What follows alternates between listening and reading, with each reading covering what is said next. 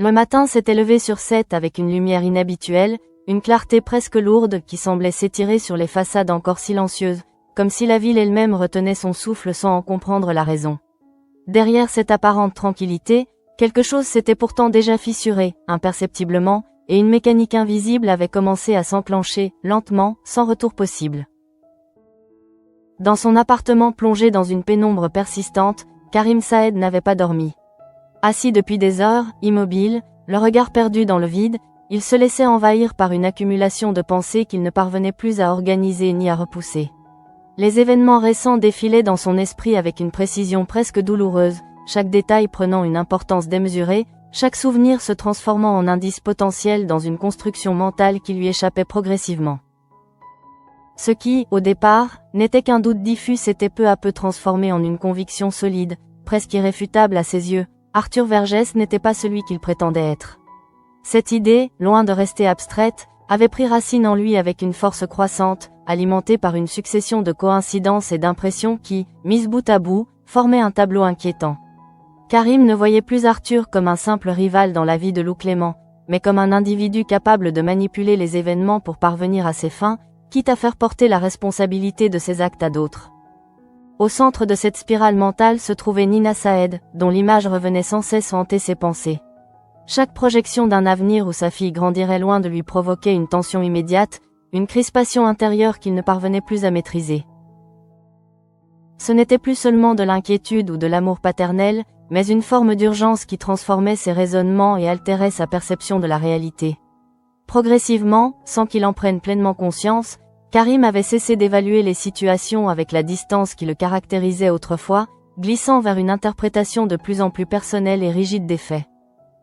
À quelques rues de là, l'atmosphère était pourtant d'une nature totalement différente, presque en décalage avec la tension qui s'installait ailleurs. Chez Lou Clément, le mouvement était constant, organisé, orienté vers un objectif clair. Les valises ouvertes, les vêtements soigneusement triés, les objets personnels sélectionnés avec attention traduisaient une décision déjà actée, une projection concrète vers un avenir qui ne laissait plus de place à l'hésitation. Dans cet espace chargé de préparatifs, Lou avançait avec une forme de détermination calme, comme si chaque geste contribuait à consolider un choix devenu nécessaire. Marseille représentait pour elle bien plus qu'un simple changement de lieu, c'était une rupture avec une période marquée par les tensions et les incertitudes, une tentative de reconstruire un équilibre plus stable, tant pour elle que pour sa fille. Dans cette nouvelle perspective, Arthur Vergès occupait une position centrale, non seulement en tant que compagnon, mais comme figure rassurante capable d'offrir une stabilité émotionnelle que Lou recherchait depuis longtemps. La relation qu'il entretenait avec Nina renforçait encore cette impression, car la complicité visible entre eux semblait valider, aux yeux de Lou, la solidité de ce nouveau projet de vie. Pour Nina, justement, cette transformation se présentait sous un angle radicalement différent. Observant les préparatifs avec curiosité, elle percevait avant tout l'aspect concret du changement, les promesses d'une nouvelle chambre, d'une nouvelle ville, d'un quotidien différent sans encore mesurer les implications profondes d'un tel départ. Cette innocence contrastait fortement avec la charge émotionnelle que cette décision représentait pour les adultes qui l'entouraient.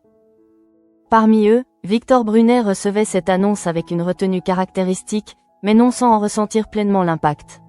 Habitué à dissimuler ses émotions derrière une maîtrise apparente, il ne laissait transparaître qu'une réaction mesurée, presque détachée, alors même que la perspective de ce départ venait perturber un équilibre auquel il s'était attaché sans l'avoir anticipé. La présence de Lou, mais aussi celle de Nina, s'était progressivement intégrée à son quotidien, et leur éloignement représentait une perte qu'il ne pouvait ignorer.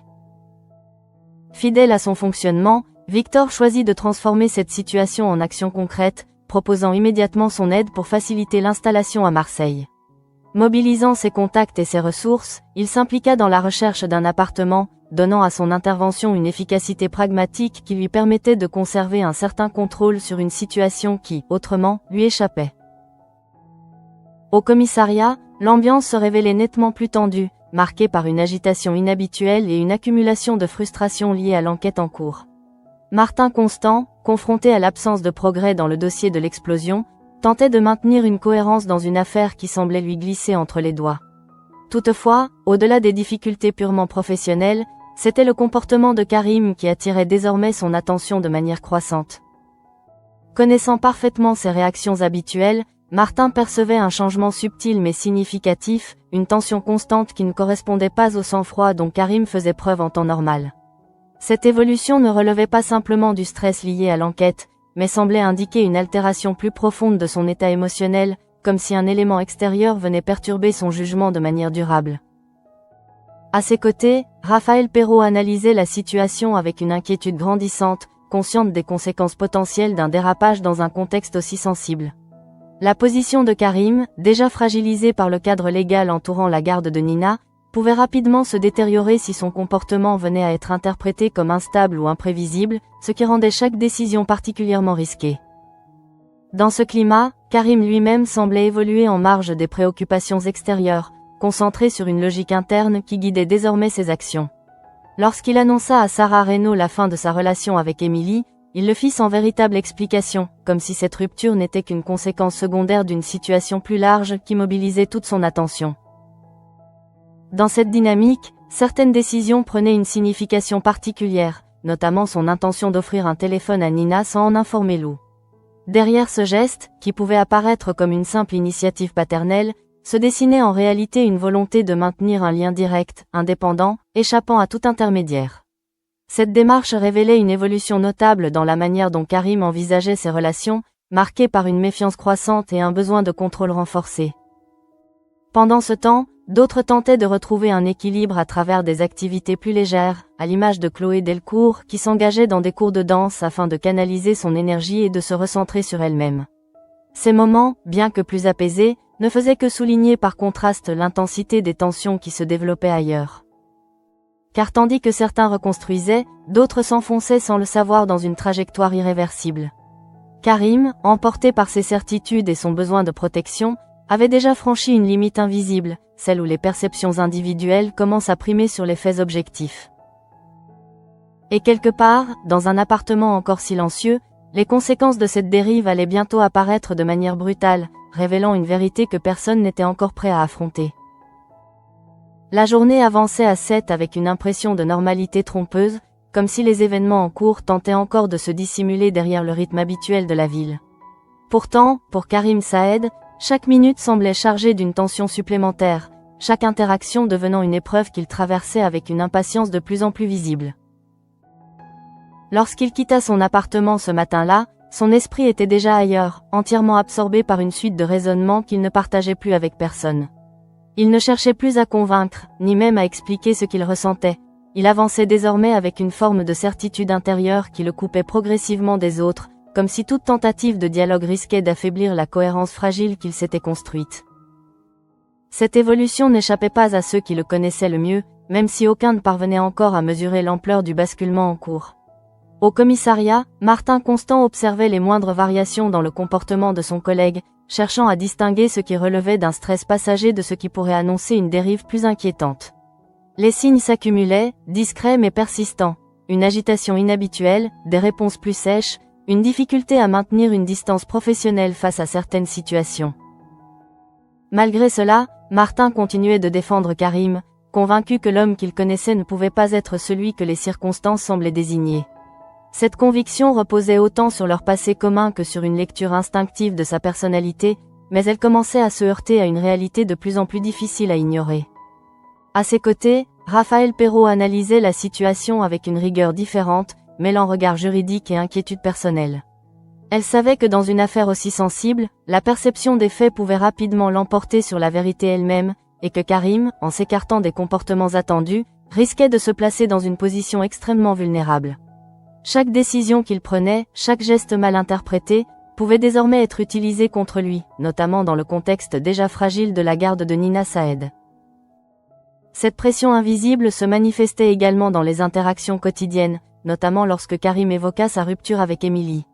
Loin d'être présentée comme une conséquence émotionnelle, cette séparation apparaissait plutôt comme une décision fonctionnelle, presque stratégique, destinée à éliminer toute distraction dans une période qu'il percevait comme critique. Ce détachement inhabituel révélait une transformation plus profonde, dans laquelle les liens affectifs perdaient progressivement leur place au profit d'un objectif unique. Dans le même temps, la situation évoluait différemment du côté de Lou Clément, dont le projet de départ se précisait avec une fluidité apparente. Chaque étape franchie renforçait la réalité de cette transition, transformant ce qui n'était encore qu'une idée en une perspective imminente.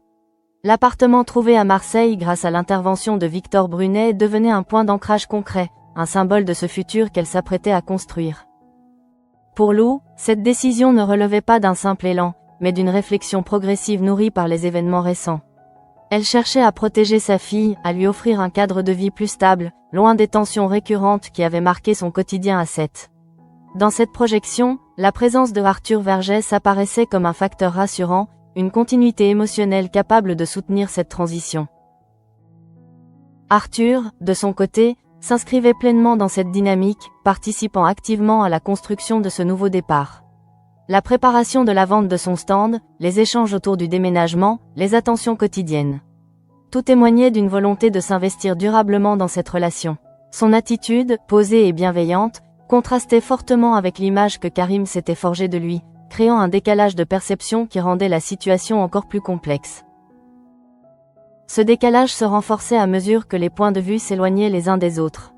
Là où Lou voyait un partenaire fiable et aimant, Karim percevait une menace dissimulée derrière une façade irréprochable. Cette divergence ne faisait qu'alimenter son sentiment d'urgence, l'encourageant à agir sans attendre, convaincu que le temps jouait contre lui. Dans cette logique, l'idée d'offrir un téléphone à Nina prenait une dimension particulière, bien au-delà du geste parental qu'elle semblait représenter. Il s'agissait pour Karim de maintenir un accès direct à sa fille, de contourner les filtres qui l'associaient désormais à Lou et à Arthur, et de préserver un lien qu'il jugeait essentiel face à une situation qu'il considérait comme instable. Cette décision, en apparence anodine, révélait une évolution marquée vers des comportements plus discrets, presque clandestins, qui témoignaient d'une perte de confiance généralisée. Parallèlement, d'autres intrigues continuaient de se développer en marge de cette tension centrale, contribuant à enrichir un climat déjà chargé. Marguerite poursuivait ses recherches sur Solange Chabot, explorant un passé dont les ramifications semblaient encore actives dans le présent. La découverte de la situation actuelle de Solange, notamment sa relation avec une femme, introduisait un élément inattendu qui venait complexifier l'histoire familiale liée à Sébastien Perrault. Cette révélation, loin d'être anodine, suggérait l'existence de blessures anciennes et de choix de vie qui continuaient d'influencer les relations actuelles, même de manière indirecte. Elle apportait également un contraste intéressant avec les tensions vécues par d'autres personnages, montrant que les conflits ne se limitaient pas à une seule sphère mais traversaient l'ensemble des dynamiques relationnelles à 7. Dans un registre plus léger en apparence, Chloé Delcourt poursuivait son exploration personnelle à travers la danse, tentant de retrouver une forme d'équilibre intérieur. Cette démarche, bien que périphérique par rapport à l'intrigue principale, contribuait à instaurer un rythme différent, une respiration qui mettait en relief la montée progressive de la tension ailleurs. Cependant, cette coexistence de tonalités ne faisait que renforcer l'impression générale d'un déséquilibre latent. Car pendant que certains reconstruisaient, d'autres s'approchaient dangereusement d'un point de rupture. Karim, en particulier, semblait désormais évoluer dans une temporalité différente, comme si les événements s'accéléraient autour de lui sans que les autres puissent en percevoir la vitesse réelle. Chaque décision qu'il prenait, chaque pensée qu'il validait, le rapprochait un peu plus d'une action qu'il ne formulait pas encore clairement, mais dont la nécessité lui apparaissait de plus en plus évidente. Dans cette progression silencieuse, une frontière invisible venait d'être franchie. Et sans que personne ne le sache encore, les éléments étaient déjà en place pour qu'un événement irréversible vienne transformer définitivement la perception de chacun. Quelque part, dans un appartement où la vie semblait encore suivre son cours, le temps continuait de s'écouler normalement. Mais pour combien de temps encore ? L'après-midi s'étirait sur 7 avec une lenteur presque trompeuse, comme si le temps lui-même cherchait à masquer l'intensité des événements en cours. Derrière cette apparente continuité du quotidien, quelque chose s'était pourtant profondément altéré dans l'équilibre intérieur de Karim Saed, dont la perception du réel ne cessait de se transformer au fil des heures. Depuis le matin, son esprit fonctionnait selon une logique qui lui était devenue propre, une construction mentale dans laquelle chaque élément venait renforcer une certitude déjà installée. Ce qui, auparavant, aurait nécessité des vérifications, des recoupements ou une analyse méthodique, était désormais intégré sans distance critique, comme si l'interprétation qu'il faisait des événements suffisait à leur donner une valeur de vérité. Dans ce schéma, Arthur Vergès occupait une position centrale, non plus en tant qu'individu à observer, mais comme pièce maîtresse d'un dispositif plus large que Karim estimait avoir enfin compris. Cette évolution modifiait en profondeur sa manière d'agir, car elle réduisait progressivement l'espace du doute, laissant place à une forme d'évidence intérieure qui ne nécessitait plus d'être confirmée. L'idée qu'Arthur puisse manipuler les circonstances, influencer les perceptions et orienter les soupçons vers lui s'était imposée comme une grille de lecture dominante, à travers laquelle Karim accent aigu interprétait l'ensemble des événements récents, y compris ceux liés à l'explosion encore inexpliquée. Dans cette dynamique, la question de Nina Saed restait omniprésente, agissant comme un catalyseur émotionnel qui amplifiait chaque réflexion. L'avenir de sa fille, envisagé en dehors de sa présence, constituait une perspective qu'il ne parvenait plus à accepter, et cette incapacité à se projeter dans une séparation durable renforçait son sentiment d'urgence. À mesure que cette tension intérieure augmentait, ses décisions devenaient plus directes, moins filtrées, comme si le temps nécessaire à la réflexion avait été remplacé par une nécessité d'action immédiate. C'est dans cet état d'esprit que ses déplacements prirent une orientation de plus en plus précise, sans qu'il en formalise pleinement les intentions. Il ne s'agissait plus d'une démarche planifiée, ni d'une initiative clairement structurée, mais d'un mouvement progressif guidé par une logique interne qui le conduisait, presque naturellement, vers un seul objectif, confronter Arthur et obtenir une forme de clarification qu'il jugeait désormais indispensable. Pendant ce temps, dans un autre espace de la ville, la réalité suivait un cours qui semblait totalement étranger à cette montée de tension. Chez Lou Clément, l'organisation du départ se poursuivait avec une efficacité qui traduisait la solidité de la décision prise. Chaque élément du quotidien était progressivement réorganisé en fonction de cette transition, transformant le projet en une perspective concrète et imminente. Dans ce contexte, Arthur Vergès apparaissait comme un partenaire pleinement engagé dans cette évolution, participant activement à la mise en place des conditions nécessaires à ce nouveau départ.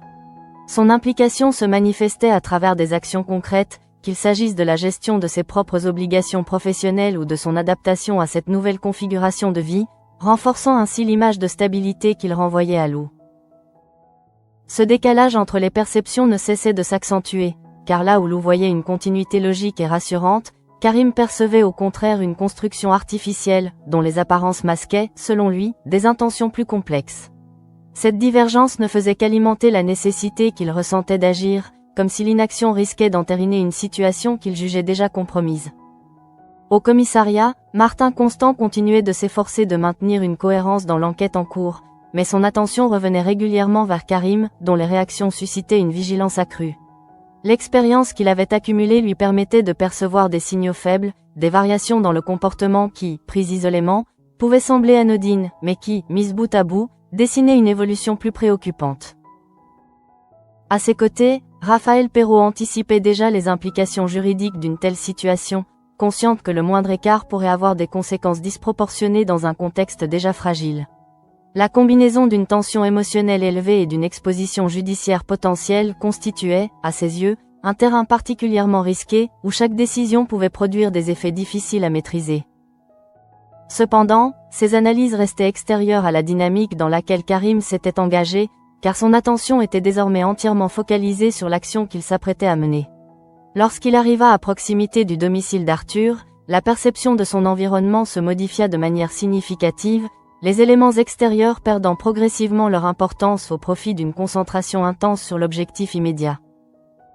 Ce déplacement, qui n'avait pas été explicitement planifié, prenait alors une dimension irréversible, dans la mesure où chaque pas franchi réduisait la possibilité d'un retour en arrière. L'entrée dans l'immeuble, la montée des étages, l'approche de la porte. Tous ces gestes, habituellement anodins, acquéraient une charge particulière, comme s'ils participaient à un processus dont l'issue ne dépendait plus entièrement de lui. À l'intérieur de l'appartement, l'absence de mouvement créait une atmosphère singulière, marquée par un silence dense qui contrastait avec l'agitation mentale de Karim. Cette dissonance entre l'état intérieur et l'environnement extérieur produisait une sensation de décalage, comme si le temps s'était momentanément suspendu dans cet espace précis. C'est dans ce contexte que la réalité s'imposa à lui de manière brutale. Arthur Vergès était présent, mais son immobilité introduisait immédiatement une rupture avec toute attente possible. L'absence de réaction, l'absence de mouvement, l'absence de toute interaction transformait la scène en une situation figée, dont la signification ne pouvait être ignorée. Face à cette réalité, Karim connut un moment de suspension, durant lequel son esprit tenta d'intégrer une information qui ne correspondait à aucune des hypothèses qu'il avait construites. La confrontation qu'il avait envisagée n'avait pas lieu d'être, remplacée par une situation radicalement différente, dans laquelle toute possibilité d'échange était annulée. Ce décalage entre anticipation et réalité produisit un choc immédiat, mais au lieu de remettre en question l'ensemble de son raisonnement, son esprit chercha à intégrer cet événement dans une continuité logique. L'idée qu'une intervention extérieure ait précédé son arrivée s'imposa progressivement, renforçant la perception d'un scénario dans lequel il pouvait lui-même devenir une cible indirecte. Dans cette configuration, la nécessité d'agir rapidement prit le dessus sur toute autre considération. Le geste de sortir son téléphone, de composer un numéro, de choisir l'anonymat plutôt que l'identification directe, s'inscrivit dans cette logique de protection immédiate, comme si la distance créée par cet anonymat pouvait constituer une première barrière face aux conséquences potentielles de la situation. À l'autre bout de la ligne, Martin Constant reçut l'information sans en percevoir immédiatement toutes les implications, tandis que la voix de Karim, contenue mais contrôlée, annonçait la mort d'Arthur avec une sobriété qui contrastait avec la gravité de la situation. Ce moment, en apparence simple, venait en réalité de redéfinir l'ensemble des rapports de force. Car en se trouvant sur les lieux, en choisissant de signaler lui-même la situation tout en dissimulant son identité, Karim venait de s'inscrire directement dans le cœur d'une affaire dont les contours lui échappaient déjà. Et dans cette nouvelle configuration, la frontière entre témoins, suspects et victimes potentielles devenait plus floue que jamais.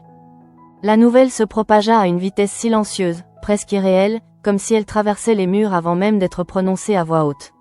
Au commissariat, lorsque Martin Constant raccrocha, un léger flottement s'installa, le temps d'un instant suspendu durant lequel l'information semblait encore incomplète, difficile à saisir dans toute sa portée. Pourtant, les mots étaient clairs, précis, impossible à interpréter autrement, Arthur Vergès était mort. Très vite, la mécanique habituelle se mit en place, mais avec une tension inhabituelle. Chaque geste, chaque décision semblait chargée d'un poids supplémentaire, comme si tous pressentaient que cette affaire ne se limiterait pas à un simple constat. L'adresse mentionnée, le caractère anonyme de l'appel, le ton maîtrisé de la voix. Autant d'éléments qui, mis ensemble, formaient déjà une première zone d'ombre. Martin, malgré son expérience, ne pouvait ignorer l'étrangeté de la situation. Il connaissait les protocoles, savait reconnaître les réactions face à un événement grave, mais quelque chose, dans la manière dont l'information lui avait été transmise, échappait à ses cadres habituels. Une intuition diffuse s'imposa à lui, sans encore prendre la forme d'un soupçon clairement formulé, mais suffisamment présente pour orienter son regard différemment. Sur les lieux, l'atmosphère était encore plus lourde. L'appartement semblait figé dans une temporalité interrompue, comme si la vie qui l'animait quelques heures auparavant s'était brutalement retirée sans laisser de transition. Le corps d'Arthur imposait sa présence silencieuse, et autour de lui, chaque détail devenait potentiellement significatif, chaque objet pouvant contenir une trace, une explication, ou au contraire renforcer le mystère. Lorsque Martin arriva, son attention se porta immédiatement sur l'ensemble de la scène, cherchant à reconstruire une chronologie à partir des éléments visibles. Mais au-delà de cette analyse méthodique, une autre question s'imposait déjà, plus difficile à formuler, plus dérangeante aussi. Qui avait appelé, et pourquoi choisir l'anonymat dans une situation où chaque minute comptait ? La réponse ne tarda pas à s'imposer d'elle-même, non pas comme une certitude, mais comme une hypothèse trop cohérente pour être ignorée. Karim Saed. Cette possibilité, à peine esquissée, introduisait un déséquilibre immédiat dans la perception de l'affaire. Martin connaissait Karim, savait de quoi il était capable, mais aussi ce dont il était incapable. Pourtant, les éléments récents, son comportement, sa tension, son implication émotionnelle. Tout cela venait compliquer une lecture simple des faits. Dans le même temps, Raphaël Perrault comprenait déjà les implications juridiques d'une telle situation. Si Karim était lié, même indirectement, à ce qui venait de se produire, la question de la garde de Nina, déjà fragile, risquait de basculer définitivement. Et au-delà de cet aspect, c'était toute sa position qui pouvait être remise en cause, tant sur le plan professionnel que personnel. Mais c'est ailleurs que la nouvelle allait produire l'impact le plus brutal. Chez Lou Clément, le temps semblait encore suivre son cours normal lorsque l'information lui parvint. Les valises étaient prêtes, les projets presque concrets, et l'idée d'un départ imminent occupait encore son esprit. L'annonce de la mort d'Arthur ne s'inscrivit pas immédiatement dans une réalité compréhensible, comme si son cerveau refusait d'enregistrer une information aussi radicalement incompatible avec ce qu'elle vivait encore quelques instants auparavant. Progressivement, cependant, cette réalité s'imposa, non pas sous la forme d'un choc immédiat, mais comme une onde lente, envahissant chaque pensée, chaque perception. Ce qu'elle construisait depuis des jours, ce qu'elle projetait vers l'avenir, venait d'être anéanti en un instant, sans transition, sans explication. Dans ce basculement, une autre idée commença à émerger, plus diffuse, mais tout aussi déstabilisante. Karim. Son nom, associé à Arthur, à leur tension récente, à son comportement de plus en plus instable, s'imposa naturellement dans son esprit, non pas comme une accusation directe, mais comme une présence impossible à ignorer. Cette association, involontaire mais immédiate, traduisait la complexité des liens qui les unissaient tous, et la manière dont un événement pouvait reconfigurer brutalement la perception des relations. Pendant ce temps, au commissariat, l'enquête prenait une direction de plus en plus précise. Les premiers éléments collectés, les témoignages, les horaires. Tout commençait à dessiner une chronologie dans laquelle certaines présences devenaient déterminantes. Dans ce cadre, la position de Karim apparaissait comme particulièrement sensible, car elle se situait à la croisée de plusieurs paramètres critiques. Son état émotionnel des derniers jours, son obsession croissante autour d'Arthur, son besoin de protéger Nina, tous ces éléments, pris isolément, pouvaient être compris. Mais réunis dans le contexte de la mort d'Arthur, ils prenaient une signification différente, plus inquiétante, plus difficile à écarter. Martin, confronté à cette réalité, se retrouvait face à un dilemme qu'il ne pouvait plus ignorer. Continuer à faire confiance à son collègue, au risque de négliger des indices essentiels, ou accepter l'idée que Karim puisse être impliqué, d'une manière ou d'une autre, dans ce qui venait de se produire.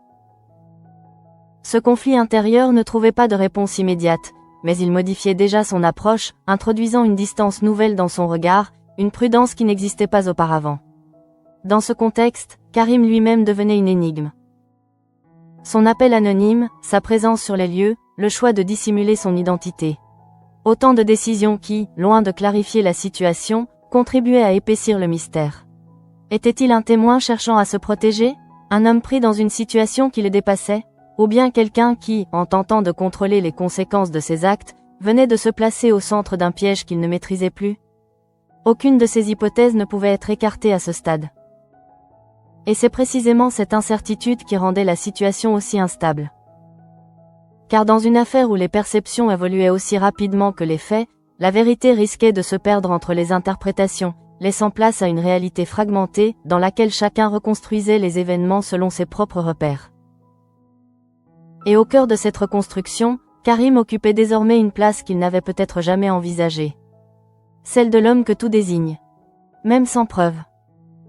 La nuit était tombée sur Sète avec une lenteur presque pesante, enveloppant la ville d'un silence qui contrastait violemment avec l'agitation intérieure de ceux qui, désormais, se trouvaient liés à la mort de Arthur Vergès. L'obscurité semblait accentuer chaque doute, chaque question laissée en suspens, comme si l'absence de réponse venait nourrir encore davantage les tensions déjà à vif. Au commissariat, l'atmosphère avait changé de nature. Ce n'était plus seulement une enquête en cours, mais une situation instable dans laquelle chaque décision pouvait faire basculer l'équilibre fragile entre vérité et interprétation. Martin Constant, confronté à cette complexité, avançait avec une prudence inhabituelle, conscient que le moindre faux pas pourrait avoir des conséquences irréversibles. Face à lui, Karim Saed n'était plus simplement un collègue ou un allié potentiel dans la recherche de la vérité. Il était devenu un élément central de l'équation, une présence dont chaque geste, chaque silence, chaque explication devait désormais être analysée avec une attention particulière.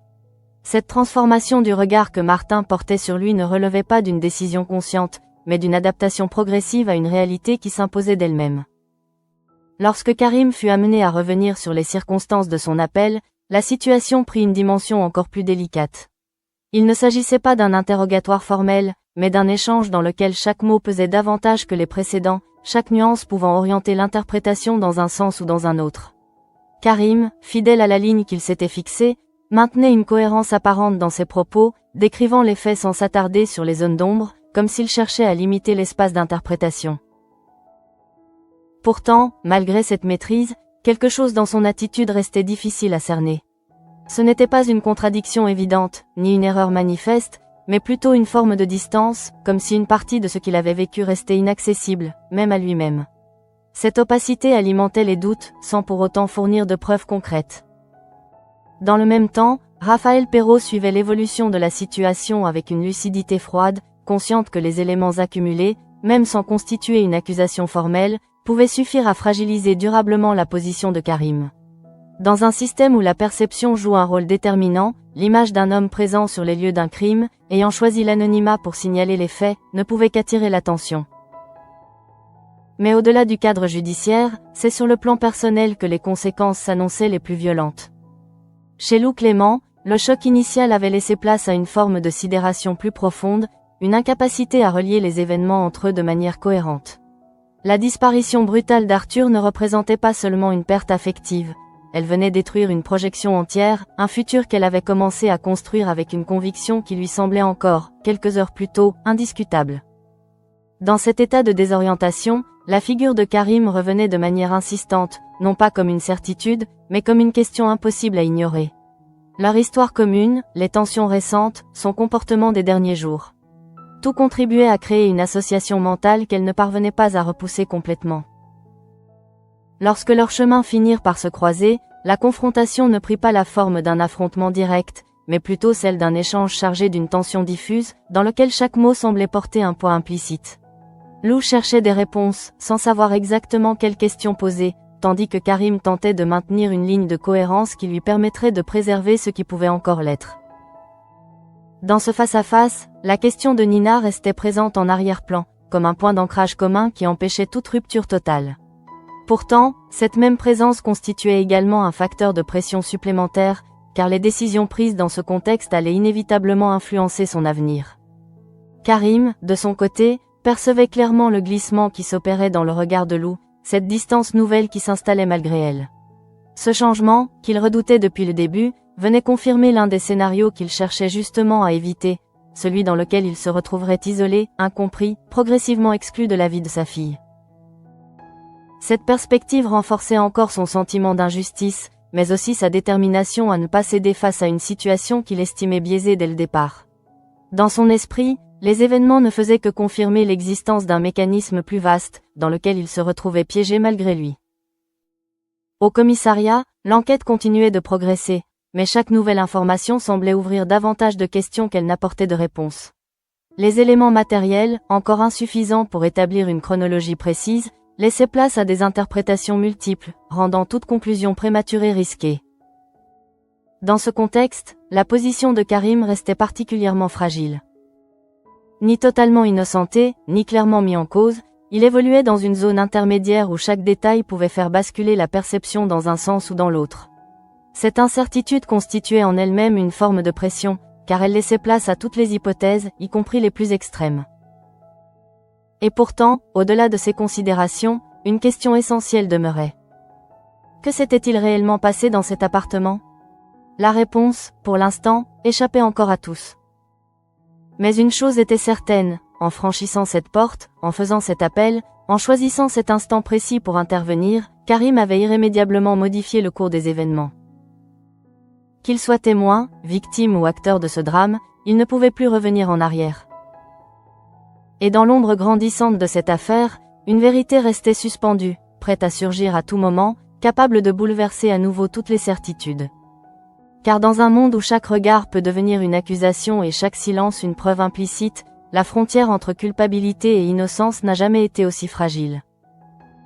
Et cette fois, Karim se trouvait exactement sur cette ligne.